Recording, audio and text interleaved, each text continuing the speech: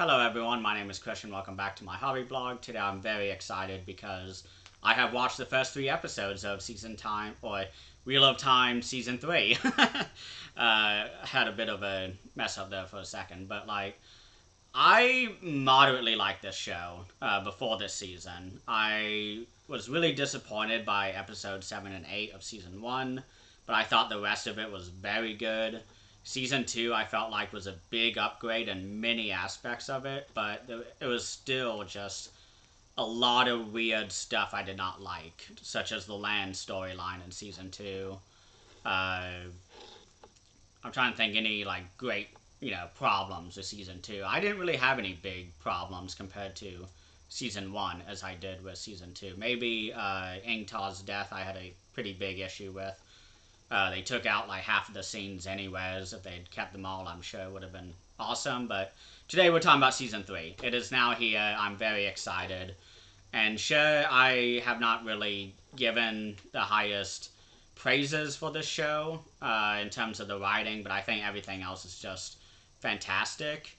I'm going to be talking about episodes 1 to 3 very much combined, and I'm going to be hopping all over the place.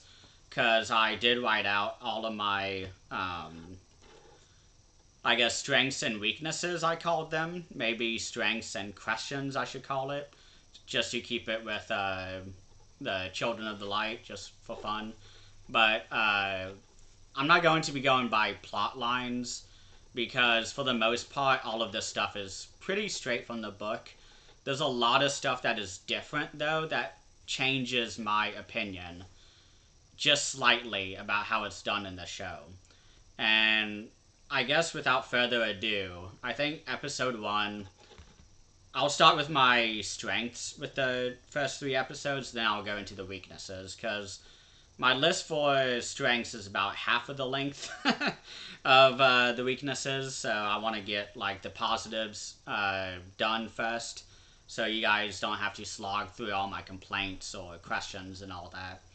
But first and foremost, Rand, I think, is just phenomenal again this season in terms of acting, the writing. I really enjoy his scenes.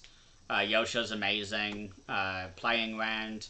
But I think my big issue with Rand this season, which has been a thing every season, is that everyone is just kind of pushing him to do his own thing, and he has no agency. And this is why I really liked episode 3 for Rand so much, is that this was the episode that he really kind of told Moiraine, I'm not listening to you anymore, I'm doing my own thing. You can follow me if you want, but I'm doing my own thing, I'm the fucking Dragon Reborn. And we have a very similar moment like that in, I believe it's Fires of Heaven? Beginning of Fires of Heaven, maybe late, well, I guess yeah. I'm not sure exactly when that happened, but it was a very similar scene in the book, so I was really happy with that, because I was really worried that we would continue to get, constant, stop and go with Rand, where he has no agency, and sometimes he has these moments where he really takes control, but I think this season will be very Rand, not focused, but this is Rand's season. I really hope it is. It feels like it's going to be very much focused on Rand, which is what I've wanted in the show, because season 1 we did not get any of the Rand really scenes from the books, after what's that fortress called? When they go into the Borderlands. I was really I guess disappointed in season 1 when we didn't have that big power moment with Rand. Fine, whatever. Season 2 happens, and he doesn't have that again. Season 3, we need a power moment. And I really want that. Rand's storyline is the one that I am most interested in the show right now, because there's just so much with his character that I really appreciate, and I want to see it done so well, and I think they can get there.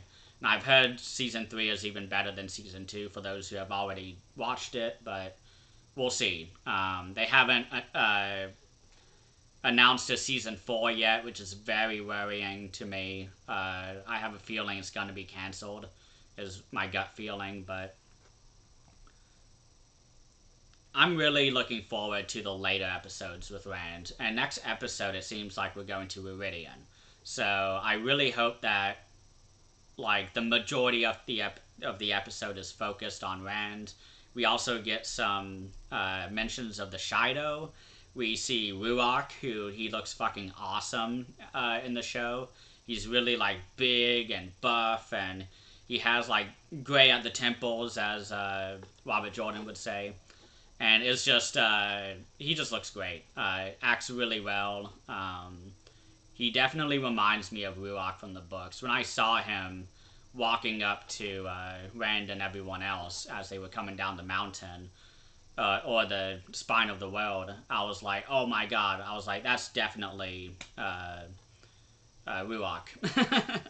And they haven't said his name yet, like, from one character to the next, but I have a feeling that's Ruark. I think I saw a casting with him. Also, I really love the Forsaken scenes in this season. We really get an upgrade in regards to that, because now it's not just Ishamael and Lanfear, who I thought was amazing. Those were my favorite scenes in Season 2, but Season 3 is showing us like that my feelings were valid, because I wanted a lot more than just two Forsaken on the screen. And in episode 2, I believe, maybe episode 3, we get Lanfear, Moghedien, Rabin, and Samael all together. Moghedien's kind of in the back hiding, but she reveals herself after Samael leaves, I believe, and talks to Lanfear. But we also get Rabin, Lord Gabriel, and that is Lord Gabriel / Rabin is my favorite, like, Forsaken that Rand fights, because I love Asmodean. I love trying to think of all the different Forsaken. I really like Demandred. I think he's a fascinating Forsaken, but he hasn't been mentioned yet in this show. But I really love like Asmodean and like all these other like supporting Forsaken that kind of go in and out of the story. But like Rabin, I feel like, is the most like epic when it comes to what the conclusion is, which I won't talk about, but there's a reason why Fires of Heaven is like one of my favorite books, because this stuff is in Fires of Heaven. This is not in Shadow Rising. Everything with Morghese and her relationship with Lord Gabriel. I'm trying not to go into book spoilers, but this is the storyline I have so much anticipation for, because I really want them to kind of also do like the Shadow Rising. That's obviously the bulk of the season, but I also want them to do book 5.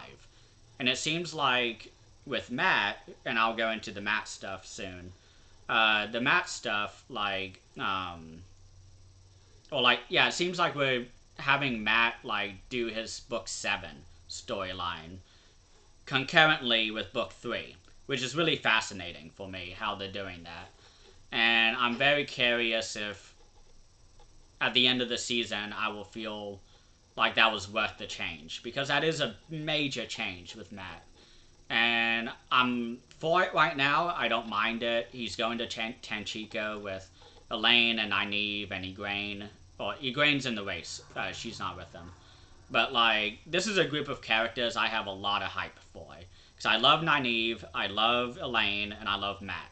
Especially in this section of the books. Those 3 characters together gives me a lot of hope, because they have such chemistry on camera. They are so fun to watch. And I really want it to, like, go into sort of like the book 7 stuff, where Matt is having to deal with some new creatures. And I'm not going to say any names. If you've read the books, you know what I'm talking about. But I hope that comes into the season and kind of gets mixed in with Tanchico, because that city that we arrive in, I think in book 6, and stay at for way too long, I don't want to see that city in the show. Honestly, I really have no... I I don't care about it. I don't think that's one of my least favorite locations in the Wheel of Time is I'm trying to remember the name of it, but it's the port city, and in those books, if you read it, please put it into the comments so I can. I guess I know at some point, but yeah, we get Samael as well, our first appearance of Samael, and he looks awesome. He looks like a medieval executioner, and that's exactly like not. It's not what I wanted. Like I wasn't really like trying to think of how Samael should be looking in the show, but him being less like hot and cool as everybody else in the Forsaken because everyone looks so fucking good on the show, especially the Forsaken. I'm happy somebody has like a big scar on the face that is from a big battle because we need someone who looks mean. And Samael, I feel like, is a Forsaken in the books who was very underutilized. And the fact of bringing him in now, and I know we get some Samael stuff in book 3 with the Matt storyline, and I think Perrin was there too. Maybe it was Perrin and Moiraine. I don't remember, but I really enjoyed those scenes like early on with Samael. But like he kind of just fizzles away, in my opinion, as a Forsaken. He's not given really any time in the book. So I'm really happy that they're putting Samael in now and giving him time now because I don't feel as if these 8 episodes are enough time. I've said that many times. It feels like every Wheel of Time episode that I'm on or a video that I do, I say that, but it's true. I think 8 episodes is far too little. 10 episodes would be nice, but I think 13 episodes would be like perfect. That would be just like Martin Scorsese, pure cinema. That would be absolutely amazing. We need to go back to the Expanse, I guess, format. But continuing on, speaking of Matt, Tanchico looks amazing. I really like the look of Tanchico. It looks totally different. It's pretty similar to how I had it in my head. So I'm really happy that like there's really no issues that I have yet with Tanchico. That's one of my favorite locations when it comes to the Black Aja hunt, which we get introduced to in this season, and it's great. I love Tanchico. I'm looking forward to it.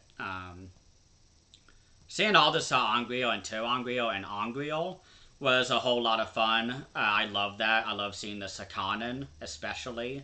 And then the male Adam. That is not what I was expecting so early. I was not expecting to have mentions of the male Adam yet. Idam. I keep messing up the pronunciations.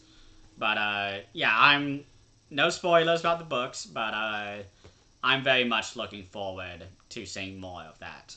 Sakanen, again, feels like going to be a late series type of thing, but I guess this is a kind of bit of a criticism, but overall I very much enjoyed Igraine's testing. I think my issue with it is that it was just way too fast. And I guess this is sort of one of my final positives that I have. And I'll go into it more later. But, again, the episode count. 8 episodes. I feel like the pacing is so stop and go this season. And the Igraine thing was the first time that I noticed that. Where the first 11 minutes of episode 1 was just, like, really great. Very action-packed, quick, lots of deaths, lots of gore, lots of channeling, looks great. But, like, a lot of that episode after that, like, every Igraine scene just felt like it just finish, done, finish. Like, it was so fast. And I did not like it. I liked the scenes themselves. I just wanted more. And compare Igraine's testing to Nynaeve's last season, where Nynaeve had like a good 10 minutes of an episode to do her testing, and it was great. I loved Nynaeve's testing, and I was really loving Igraine's testing. I love the acting that Rand does when he's like, bow to me, and he's just crazy. Like, I loved it, but like after Rand says like bow to me, Egwene like has this intense look, and you're like, oh man, shit's about to get real. And then it cuts away to her leaving the doorway, and they're like, hey, good job, you're a novice now. And I'm like, oh, like that's it? Okay. I was like, it feels like it was because of the 8 episodes. I feel like if this show was able to breathe, this would be Game of Thrones level almost. Like 8.5 to 9 out of 10. But currently it's lower than that for me, and I'll get into it when I talk a lot more about my weaknesses. But before that, I want to give one final positive, and that is Morghese. I love the Morghese scenes in these 3 episodes. I really enjoyed the costuming, the set design. The story moments were fine. They were kind of like whatever, because they were just like from the books, so it wasn't new to me, but they were really good. Lyda is amazing. Shoei Agdashlu is just amazing, or Agdashlu. Um, I'm very happy to see her, although I feel like she needs to be in the show more. Like, it just doesn't feel as if she's on camera enough, because she is such a high caliber actress, and she's just amazing. Like, I want to see her more. Just put her in every scene. I don't care. But with that said, it is now time for my negatives / questions. First one is that how was there not more people freaking out at Top Allen when the attack happened? Because while watching that scene when Leandrin is put into the air and just shit gets crazy, shit hits the fan, and this character, Leandrin, and all the other Black Aja, they blow out a wall in the Hall of the Sitters and all this stuff, and you can see outside. And I was really expecting like hundreds of novices and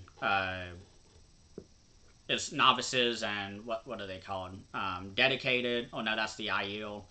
Um, too many names in fantasy, but like I was expecting more people to be freaking out, running all over the place at the tower when all of that shit was going down. And when they go down into the street, it's like, it's a ghost town. And like, I don't understand that because it wasn't nighttime.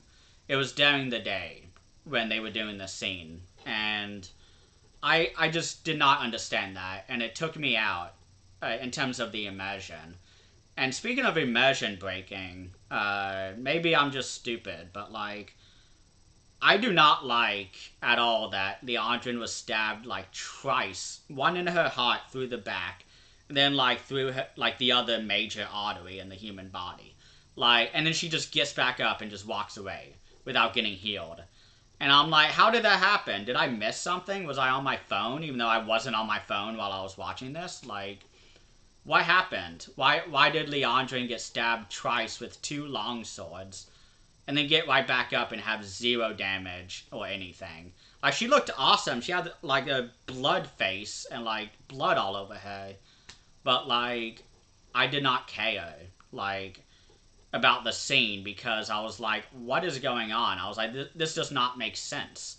Why she is, like, surviving this. I don't know. Maybe I'm just overthinking it. But, like, it doesn't make sense to me.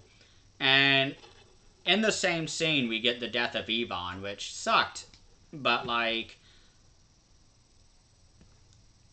I honestly do not care about Alana and her warders at this point. I really enjoyed them in Season 1. I thought they were great. Season 2, they really started to annoy me how much they were on screen.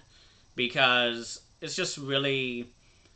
We only have 8 episodes. And I'm really frustrated, like, how much time is given to Alana and her warders, because I love the actors. I think they're great. They have great chemistry.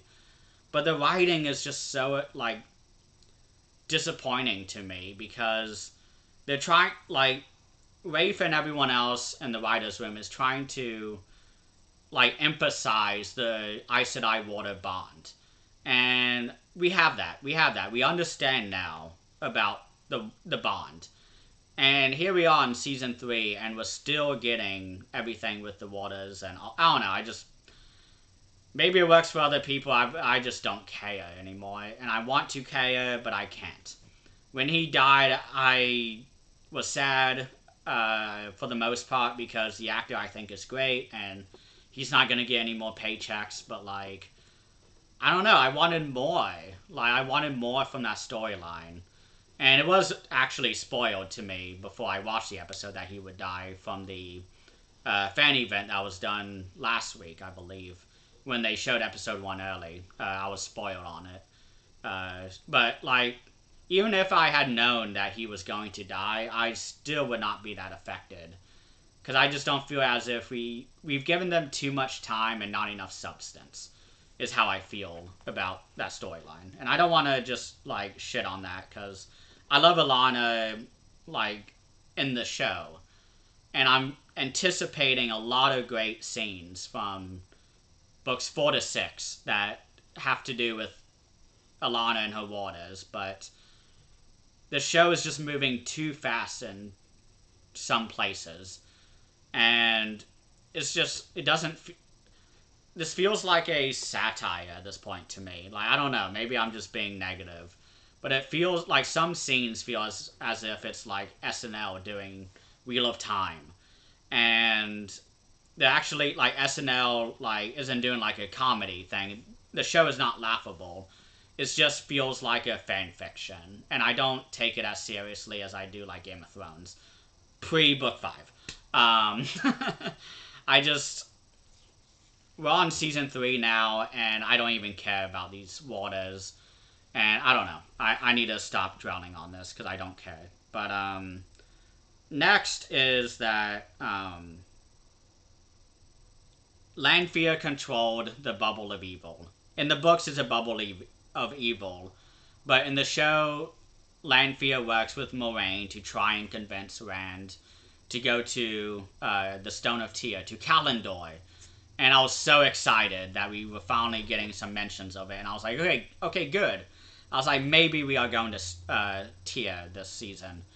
I don't believe it anymore for that half second that I had hopes. Because before going into the season, I was like, they should just wait until, like, book 8 to do, like, Tear. Because there's no reason to do Tear at this point. And I'm right. They're not going to Tear. And specifically, Lanfear controlling the Bubble of Evil to convince Rand just does not feel right with me. I don't like it. I don't like that Moiraine and Lanfear are still working together. It made sense in the moment in season 2 when they were working together, because they had no other choices, but, like, Moiraine is now actively choosing to work with Lanfear. And I don't get it. I don't get why she's doing this. And I don't care at all anymore about this, like, storyline because of this. Because I don't know what the end game of this is. And I want some sort of direction about where this is headed. Because it doesn't sit right with me that Moiraine Damodred is working with Lanfear the Forsaken. I don't know how else to say that. So that's all I will say. Next is Matt not doing really anything in these episodes outside of, I guess, cherry-picked book scenes is what I would call it. I'm trying to not be negative, but, like, when Matt is on the camera, I am happy, but then, like, after his scene is gone, I'm like, what was the point of that? And a lot of his scenes have to do with him sitting in one of his rooms with the golden horn, the horn of Valio. I almost said the horn of Joramun, which is from Game of Thrones. But, like, I just wanted more from the Matt storyline. When we're having Matt scenes, it feels like his scenes are part of a 13-episode season. And so we're just, like, we're giving him time to breathe. We're giving him the time that he needs for once. But, like, I don't know, like, he doesn't go with Rand to go to the Waste. That's a change I'm fine with. I think that's a good change. I want him actually to go to Tanchico. Because in the books, it's Tom Mellon who goes with them. And Tom Mellon is nowhere to be found right now. I have a feeling he's in Tanchico. We'll see him when yeah, there's a book scene, I believe, when Nynaeve sees Tom. I think we'll get that scene there. But I'm trying to think. Like, I don't know, I just feel as if Matt is taking so much time for scenes that really don't matter. And the him versus Galad and Garwin, I was honestly a little disappointed by. I was really wanting more from that. It was really lame to me how it was kind of in the middle of the night with nobody around. Because, and I hate doing this, because in the books, I'm not a book clerk, I promise. I'm okay with 90% of the changes. But, like, this specific change of him not fighting them in front of a crowd kind of uh, undoes the impact of it. Because Gawain and Galad were not. I don't know. The way it's done in The Great Hunt is just so much more impactful. There's a reason that scene is a fan favorite. In the show, it just felt like they did it because it was a fan favorite and they gave it minimal time, and it was just really confusing too because I think it was Gawain who was like jumping and flipping all over the place. I don't know. One of them was in the back flipping, just like in Dark Souls, rolling around. It was pretty fun to watch. But like, I don't know.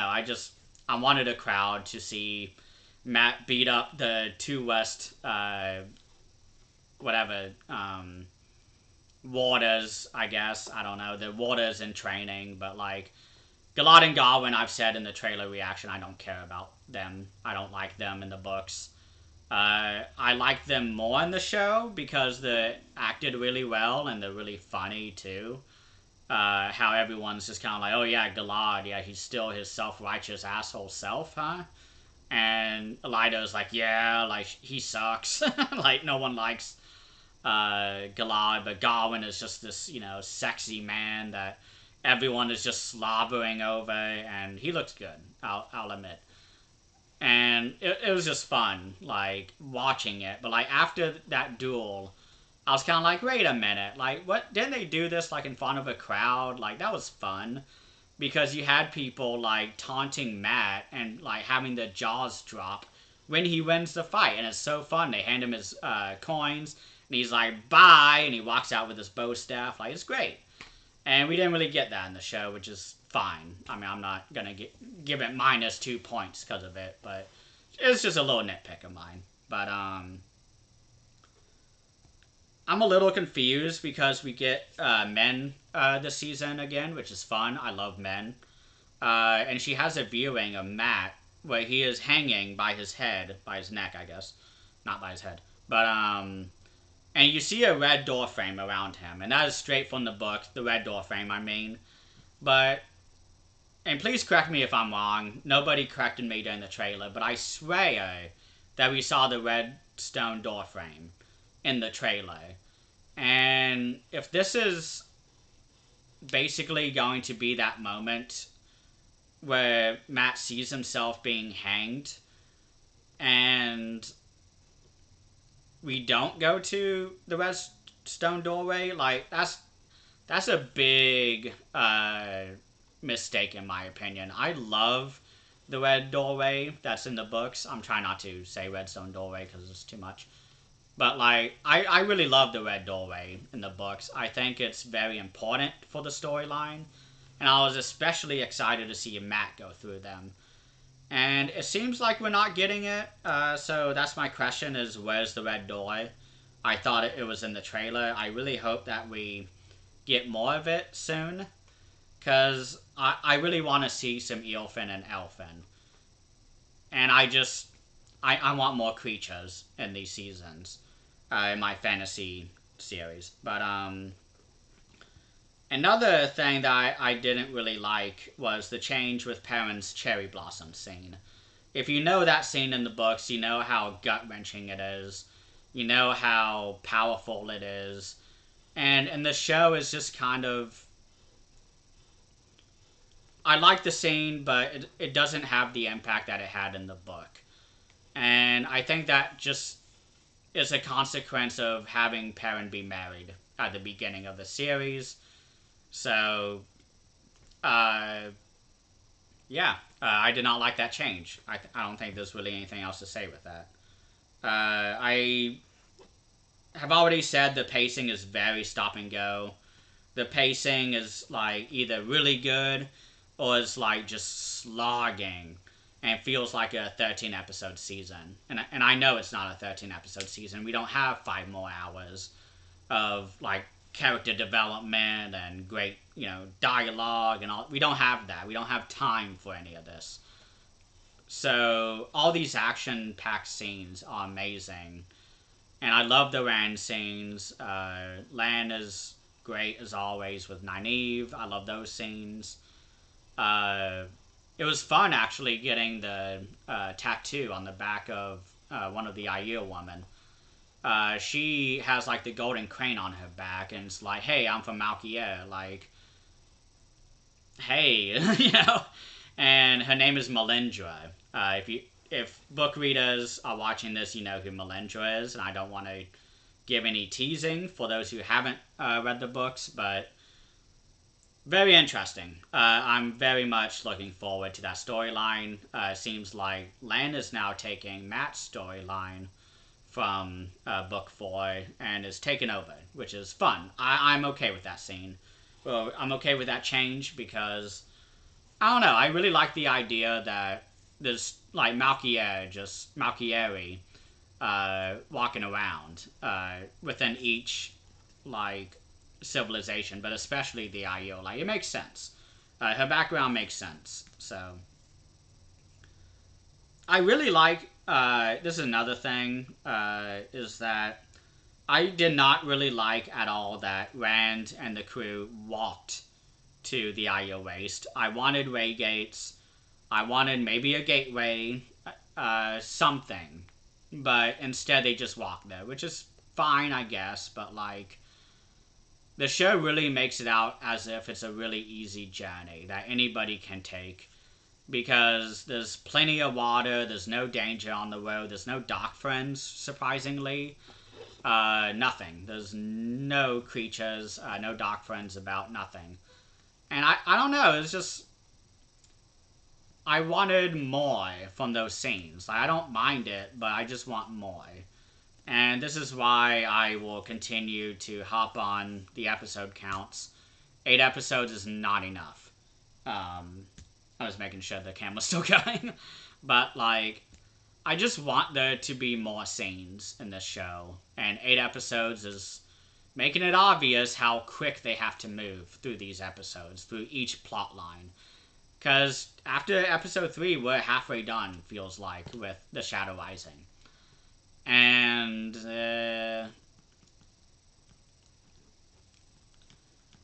I don't know. I don't know. I don't know what to say. I'm disappointed. I wanted a lot more with The Shadow Rising, and it seems like we're not really. It seems like we're sprinting through it, and I don't want to sprint through it. I want like a good, long time adaptation of The Shadow Rising, and we're not really getting that. Which is fine, but one slight positive that I'll give that is still kind of under my criticisms is I really like the Elaine and Nynaeve scenes when they're together, and they're great to watch, but every scene again is just so fast, and I want them to slow down on all of the scenes except the action ones, and I want Bezos to actually give them some fucking money and give them some fucking budget and give them some fucking run times, because this is ruining the like series, in my opinion. These episode counts, to me, that is the singular fucking issue with this show, is the episode counts. Like, there's nothing wrong with Elena and Nynaeve this season. We just aren't getting any impact with a lot of these scenes because they're so quick. They are only there to inform us the latest developments as soon as possible, as quickly as we can. And I just don't care about it. I just don't care for that type of pacing. So, yeah. I guess what third to last complaint that I have is the turning of Jacob Carradine into a grey man. which I don't care. I don't like that at all. I'm trying to not to say I don't care about it. I'm trying to be more upfront and say I did not like that. I do not like that Jacob Carradine, who I thought had a really interesting and impactful story from book 3 all the way to book 7, as a Dark Friend White Cloak. I love that storyline. It's one of my favorite side storylines in the books. That's like, I guess for a D-list character, like that's how low of importance that he is. But I don't know. I just really wanted Jacob Carradine. I understand we don't need him in the show, but why have him at all? Why name him Jacob Carradine? That was such a like a tease, and it just took me right out of the story because I was so excited. Because it's a really cool scene when you see him, because he's all strung up on these like spider webs that Moghedien is like weaving all around him, and she's like freezing his blood and like taking his soul and like all this stuff, and like that was so cool. But then she was like, "So, Jacob," and I was like, "Oh no!" I was like, "This is Jacob Carradine." And then they turn him into a gray man to go kill Nynaeve and Elaine and everyone else. And he gets killed immediately, because that's what happens to the gray man in the books. Makes sense, whatever. But why call him Jacob Carradine? That is such a disappointment to me that this is all we're getting of Jacob Carradine. And he is such a fun White Cloak. He's one of like 2 White Cloaks that I like. The other one being, I think it's Jeffrey Bordenhold. Obviously, he's killed in season 2, but in the books, he is much different. He lasts a lot longer. And he is such a competent White Cloak, but it is like, I don't know, just the White Cloaks are so like annoying outside of Aemon Valda, the Bornholds, both of them, and Jacob Carradine in the books. Aemon Valda is an evil guy. He is nasty. He is so interesting and fascinating. Bornhold family is fun, and I love to hate them sort of way. And Jacob Carradine is like a great storyline looking at like blackmail and extortion and all the stuff within the White Cloaks, who are Dark Friends. And I love that. And seeing what is now happening with that character for the show, I'm so sad. It is like, that's the biggest like change for me that upsets me. And it's not even that big of a change. At the end of the day, it doesn't matter. It's just personally, I really enjoyed Jacob Carradine, and it's just such a shame to see him turn into a gray man, which was fun, and then be immediately killed, which is not so fun. And I've already talked about this, but Moiraine teaming up with Lanfear again to tell Ren to go to Kalendor, I don't like it. I don't care for it at all. It's insane to me she didn't step in to help the Aes Sedai during that entire intro sequence. And as I said, the parent scenes I like for the most part, but there's really only one scene that I don't believe, which is when the Ta'veren-ness kicks in, and he convinces all the Two Rivers men and families and everyone to stay in the Two Rivers instead of just going out to the farms, because there's Trollocs and White Cloaks out there trying to kill them. And I think Marcus Rutherford is a great actor. It feels like, and again, I don't know how filming is and shooting is, but this felt like a scene that was like a first or second take, where it was good enough that they could put it on the screen because it is a good scene, but it wasn't great enough that, like, it was obvious they worked at it. Like, it just felt like, I don't know, like, I don't want to be mean, but it felt like a high school play where they were just saying the lines, is what it felt like. Is what Perrin felt like in that scene, which is such a shame because, like, we finally have Sinbui. We finally have Sinbui in the show. He wasn't in season 1, which was sad, but I mean, whatever. Sinbui. But like, we get him in this show, and he's fun. But like, everyone's just, it just feels like they're hitting a checklist of everything that we need in a book for adaptation, and they're trying to get through that list fast. And I don't know. I just, again, they're trying to get through it fast because they only have 8 episodes. If we had time to breathe, like, the parent storyline would be a lot more impactful. But currently we're not at that level because can't do more than 8 episodes. So whatever. I don't know. I keep working myself up, like, talking about this episode stuff, because it is such an easy thing to be like, okay, fine, here's a few million more dollars from Bezos, because he's a fucking multi-billionaire. Like, just fucking give them more money. Stop giving Rings of Power that much money. Split the difference. Like, I don't know. But yeah, my voice hurts, and I'm tired of talking. So that's about it. I'll give my ratings for episode 1, 2, and 3. I gave episode 1, and I know I was very negative throughout this video, but my rating was a 7, maybe 6.5 out of 10 for that. It is above average, in my opinion. The scenes that work really fucking well, but the pacing of it just really drags it down. And this is for all 3 episodes. And for episode 2, I gave it like a 7.5 out of 10. I liked it a bit more. In episode 3, I gave a 8 out of 10. I really enjoyed episode 3. Definitely 8 out of 10 tier, but I need this show. I think I was talking to my friend about this, but we both were kind of like, what does this season have to reach rating-wise for it to be worth it? And for me, it has to be like a 9 out of 10 for me, because I'm about to jump off this train. Because as much as I'm enjoying it, it's these little things that piss me off that really riles me up, because it's such a tiny thing, in my opinion, as a, I guess, a financer, distributor of these shows, as Bezos. Like, to me, I'm like, why not just give them an extra, 2 episodes a season? Why not? And all it is just to do tax credits, I guess, so fuck it. I don't know. I'm sorry. Sorry for being negative, but that's how I feel about the show.